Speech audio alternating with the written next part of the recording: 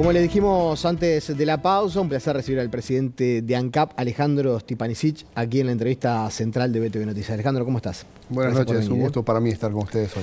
Bueno, a ver, tengo varios asuntos para desarrollar. Yo el otro día pensaba, se dieron situaciones casi que concatenadas de pérdidas en oleoductos, una en Costa Azul, allí en la ruta interbañada, en Canelones, la otra muy cerca de la refinería. Y esto puede ser lo de los electrodomésticos de la casa, ¿viste? Se te rompe uno, se te rompen todos. O puede ser también una denuncia de que hay un problema en la estructura que habrá que revisar. ¿Qué visión tiene usted al respecto cuando se dan dos episodios que no son frecuentes que se den reiteradamente? Mirá, Nicolás, lo primero que tengo que decir es que en principio los episodios son totalmente casuales. Son a 60 kilómetros de distancia uno de otro, y alrededor de la pinchadura que se encontró, el espesor del caño es el espesor de fábrica. Es un caño que tiene 46 años de montado. Son caños que tienen casi 50 años de construidos. Y los espesores que encontramos en los lugares alejados de la pinchadura, 10 centímetros y menos, son espesores de fábrica. Son 6,5 milímetros de espesor. O sea, no están erosionados. No. El caño tiene una inspección periódica. La inspección de este caño, la última, la prevista, va a ser este año. Iba a ser el año que viene, la adelantamos para este año. Se pasa, como si te dijera, una bala por adentro del caño, recorre todo el caño y va registrando centímetro por centímetro el espesor del caño. Esas inspecciones se hacen con cierta frecuencia y en esas inspecciones lo que se releva son puntos con cierta debilidad en el espesor. El caño tiene 200 parches. En 50 años se ha reparado muchas veces. Solamente tiene 3 o 4 pérdidas en la historia del caño, ¿sí? ¿Qué tienen de común estas dos pérdidas?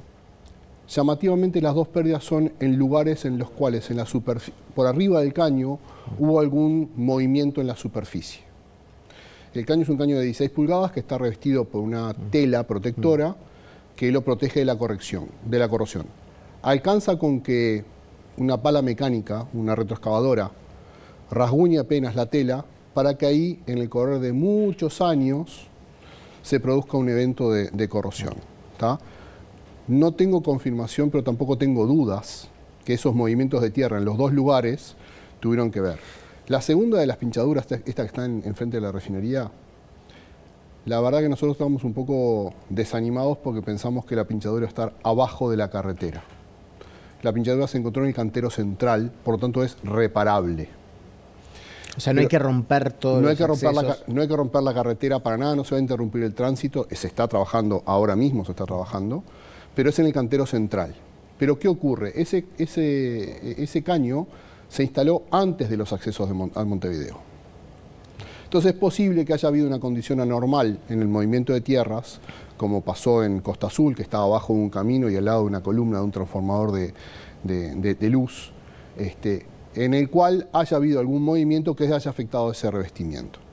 De todas maneras, los técnicos de ANCAP están haciendo las evaluaciones de integridad en las partes que se puede acceder.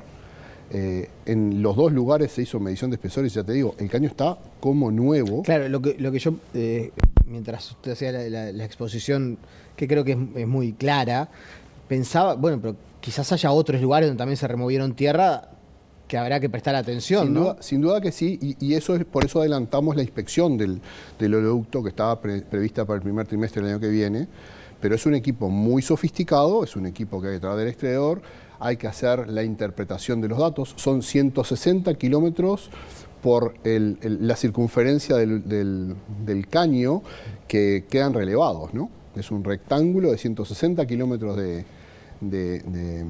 ¿cómo es? De largo y 16 pulgadas de diámetro. Porque ese es otro tema también, ¿no? Al momento del diseño, está bien, uno no puede criticar con el diario Lunes, pero tener la boya allí en José Ignacio, todo lo que ha sido el desarrollo, ¿no? O sea, quizás desde el punto de vista del ordenamiento territorial no sea lo mejor, claro. No sé si será modificable. Bueno, pero a ver, vamos a retrotraernos cuando se tomó la decisión y veamos si hoy tomaríamos una decisión diferente. La decisión que se tomó fue en la década del 70, después de la crisis petrolera. Por eso digo. Y en José Ignacio hay una terminal que tiene 3 millones y pico de barriles de capacidad de almacenamiento de petróleo. ¿Dónde conseguís 100 hectáreas con acceso a un calado importante para que vengan barcos de gran porte? ¿Qué diferencia podría haber si esos barcos tuvieran que entrar, fueran barcos más chicos y tuvieran que entrar al puerto de Montevideo? Barcos de petróleo que entren al puerto de Montevideo tendrían que entrar, no sé, 5 o 6 por mes. Cuando nosotros tenemos un cargamento de 1.200.000 barriles por mes en la boya petrolera, sin ningún tipo de incidentes ambientales mayores. La boya no ha tenido, espero que siga sin tenerlo, incidentes ambientales mayores, igual que la terminal del Este, igual que el Caño. Quiero pasar a otros temas y preguntarle, estamos ya encarando, no sé si es la recta final, pero empiezan las elecciones. ¿Tiene pensado el directorio de ANCAP dejar una especie de hoja de ruta? Leí alguna entrevista suya donde usted decía, el problema es que cada 5 años recambiamos las autoridades de las empresas y en el mundo de las empresas petroleras los planes son 10 años y hasta el ideal 50. Sí. ¿Piensan dejar un documento, algo como una especie de hoja de ruta de cómo habría que seguir para adelante? A ver, ANCAP tiene su plan estratégico, tiene su agenda de proyectos estratégicos y esa agenda de proyectos trasciende este directorio y seguramente el siguiente. Lo que tiene que hacer cada directorio es ratificar, rectificar lo menos posible y reforzar las líneas estratégicas. En ANCAP se está instalando una política de Estado alineada con la política de Estado que hay sobre energía en el país. La primera transición energética se decidió en 1998. En 1987 se dictó la ley forestal. Esas 2 leyes son las que definen la agenda estratégica de la energía de acá para adelante. Porque el CO2 que se va a producir en el país para producir combustibles sintéticos es gracias a la ley forestal. Y la instalación de generadores privados es gracias a la ley del marco regulatorio eléctrico, 1987-1998. Hay un montón de leyes, la ley de promoción de inversiones también es del año 98. Entonces, ¿qué ocurre? Ahora ANCAP asume la responsabilidad de liderar la segunda transición energética. La transición energética de la descarbonización de las áreas con mayor intensidad de carbono en el país, pero también de liderar la exportación de combustibles renovables. Uruguay tiene un potencial, gracias a estas leyes y a la estructura de políticas de Estado que tiene Uruguay en energía, tiene condiciones para ser exportador y actor relevante en la energía renovable del futuro. Hay grupos ambientalistas que de alguna manera plantean algunos reparos con el tema del hidrógeno verde y esta semana fue bastante en redes, se conoció mucho una respuesta de pedido de acceso a la información pública que presentaba algunas partes que estaban tachadas. ¿ANCAP participa de eso o no participa? ¿De qué? De la respuesta a los pedidos de acceso a información pública. No, porque el pedido de acceso a información pública fue realizado al Poder Ejecutivo, no fue realizado a ANCAP o a su controlada ALUR. Es un pedido de acceso al Poder Ejecutivo por un memorando de entendimiento que firma el gobierno con la empresa en el marco de los grandes proyectos de inversión. Cuando hay un gran proyecto de inversión, el gobierno se compromete a canalizar todos los pedidos y todas las decisiones de esa inversión en una ventanilla única. El memorando de entendimiento simplemente establece que se cree un grupo de trabajo para atender eso. Claro, pero cuando usted anuncia, participa y dice ANCAP va a liderar, ¿qué rol va a jugar ANCAP en esto del hidrógeno Por verde? ejemplo, en este proyecto de GIF, fue ANCAP a través de ALUR la que hizo un llamado a expresiones de interés para, utilizando el CO2 que se produce en la planta de etanol de Paysandú, las instalaciones logísticas que tiene ANCAP, para hacer un llamado de expresión de interés para desarrollar un proyecto de captura de CO2 y producción de metanol o de gasolina sintética. ¿Y ese proyecto tiene un riesgo ambiental? ¿Es para alarmarse? No, para alarmarse no. Pero todas las actividades humanas tienen algún tipo de afectación al ambiente. El tema es que hay que conocer y hay que entender. La preocupación ambiental es una preocupación sana y legítima. Y la preocupación solamente se la combate con información. Salir de la ignorancia de lo que significa un anuncio y después las especulaciones sobre ese anuncio.